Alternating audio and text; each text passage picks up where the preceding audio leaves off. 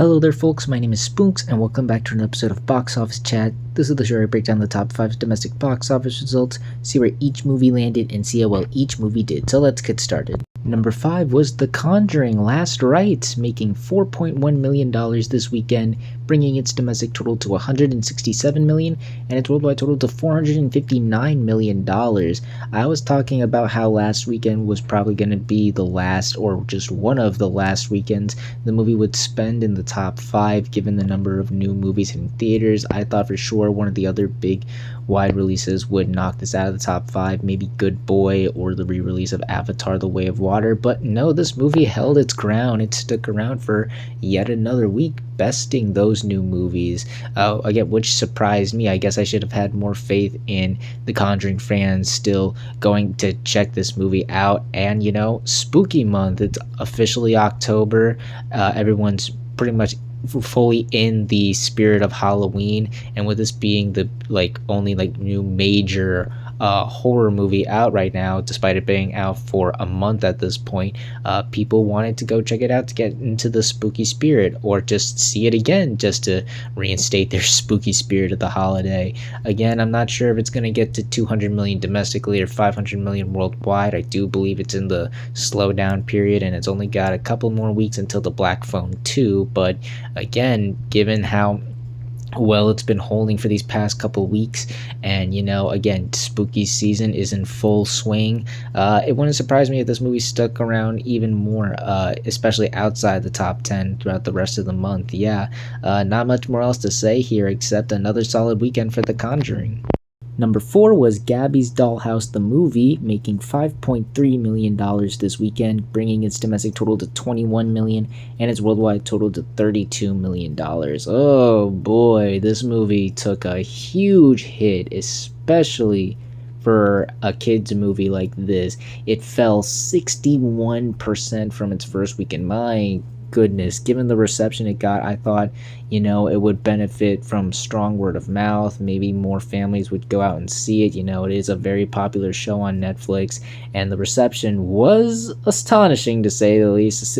A+ cinema score, that is absolutely insane. But no, I guess it just didn't really translate all that well. I guess all of the die-hard Gabby's Dollhouse fans rushed out to see it on that first weekend, and I guess the audience hasn't expanded, similar to Demon Slayer. I can't even believe I'm making that comparison, but unlike something like Paw Patrol, where it just has universal appeal to, I guess, a lot of young children, I think it's safe to say there's a specific audience of young children who wanted to go and check out this movie, and I'm not sure if it's going to have those legs that many other animated movies have had, especially releasing around this time of the year, that made them become solid hits. I'm sure it's gonna probably bounce back after this, probably, and have some solid family movie legs, but this is still a devastating blow, still a really steep drop off. It's unlikely it's gonna become the sleeper hit I think the studio was hoping for. Still though, it's not that expensive to make. It's already made its budget back, $32 million, and if it's lucky it can get to the doubling point. But again, I just don't think Gabby's Dollhouse is the phenomenon they were hoping it was, for it to translate as well as it did on Netflix as it will to theaters. Not a good weekend for Gabby's Dollhouse. Maybe it bounces back after this, but still really steep drop off for a kids movie. Number 3 was The Smashing Machine, opening with $6 million this weekend domestically. That total stays the same worldwide, as the international numbers didn't give this a significant bump. My goodness, The Smashing Machine. I didn't talk about it last weekend because I thought the movie of the weekend would be the Taylor Swift thing, and believe me, we'll get to that later, but I still wanted to be a little optimistic about this. I mean, it's a movie about MMA fighting. It stars The Rock, and not only that, it's his step into more dramatic, serious acting. It had some solid reception after it premiered at TIFF. I thought, there would be a lot of curiosity and interest with this, but I guess not. That just didn't happen, unfortunately. Very, very little interest, which is surprising because when the first trailer dropped, I saw a lot of buzz and some interest with this movie. Maybe not hype, but certainly like a lot of interest with the movie. People wanting to give this a chance, but I guess as soon as we got closer and closer to the movie, the interest just started to wane with this. Unfortunately, I didn't see a lot of people talking about it, getting hyped up or anything really, and I didn't even see much of a marketing push for this movie from A24, which is surprising because again, this is a movie starring The Rock. You'd think they would give it a much bigger promotional push like they did with like Civil War, and especially given the fact that this is one of their more expensive movies, $50 million budget. Again, it stars The Rock. You got to pay his salary. So yeah, I assumed given that all of those factors and the solid reception it got from critics, it was in like the low 80s last I checked, which isn't bad, but still, I assumed it would have helped or benefited the movie to some degree. But again, I just don't think the marketing sold the movie all that well, and there just wasn't much interest with the film. And while critics certainly enjoyed it, audiences weren't big fans of this movie. Sadly, it got a B- on CinemaScore, which is not what you want to see for your big Oscar Academy Award bait movie. That sounds harsh, but I mean it's kind of what it is. But again, no offense by it, but like for like a big awards contender is what I should call it. I apologize, but yeah, for a big awards contender, you're hoping for like strong word of mouth that'll carry it out for several weeks. But unfortunately, it doesn't seem like many audiences are really positive on this. It seems like many folks are mixed on this, so that doesn't sound good for the film's legs going forward. So yeah, overall, really disappointing opening for the Smashing Machine. I'm not sure if it's going to be able to bounce back from this. Yeah, just a really, really disappointing opening. Number 2 was One Battle After Another, making $11 million this weekend, bringing its domestic total to $42 million and its worldwide total to $102 million. So the movie actually had a pretty solid hold this weekend, given the type of movie this is. It dropped 50% from last weekend, nothing astonishing, but also nothing devastating.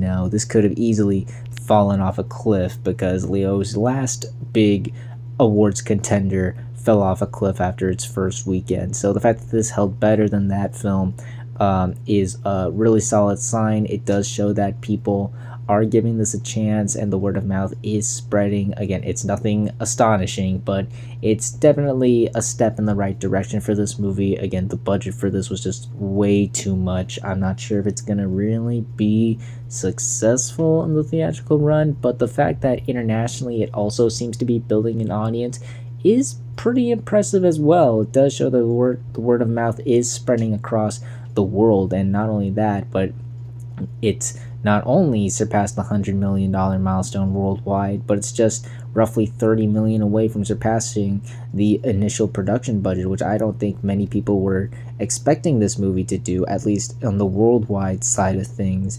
Again, the budget was just so massive, and the movie's so a league of its own, I guess is the best way to describe it, that many people were skeptical on the film's box office performance, but it's seeming to defy the odds right now. And again, I'm not sure if it's going to be successful or anything, but again, it's looking to be proving the naysayers, myself included, wrong. It does seem that this movie's going to have the legs that'll carry it out to becoming, at the very least, a sleeper hit. Again, it's going to make back its initial budget worldwide, and if it can keep going at the rate it's going, it could even get to $200 million worldwide, which again I think would be a win for this movie. So yeah, things seem to be going good enough for this movie. It's following the right path. Hopefully it can continue to do that. October, we got some interesting movies here and there, not like a lot of competition here, but certainly some movies that could steal the spotlight from this. So again, it's all up to just the word of mouth and legs, but this is a good sign for sure. And finally, let's end the video off with the number 1 movie of the weekend, which was Taylor Swift, The Release Party of a Showgirl, opening with $34 million this weekend domestically and $47 million worldwide. No surprises here really. This thing was surprised, announced, dropped, whatever, about a month ago, and the pre-sales went through the roof. Many of the Swifties, like the Eras Tour, rushed out to see this release party. From what I have been told and what I've heard, it was basically just an album party, a bunch of the songs, some behind the scenes stuff. Again, I haven't seen it, so I can't fully describe if this is accurate or not, but from what I've described, it's basically just an album party, and many of the Swifties were ecstatic to go and see it on the big screen, and many did, Again, this wasn't the Eras Tour. This isn't going to be some big theatrical window. I think this is just going to be in theaters for the weekend. I haven't heard anything about an extension, so if you wanted to see it on the big screen, that was your chance.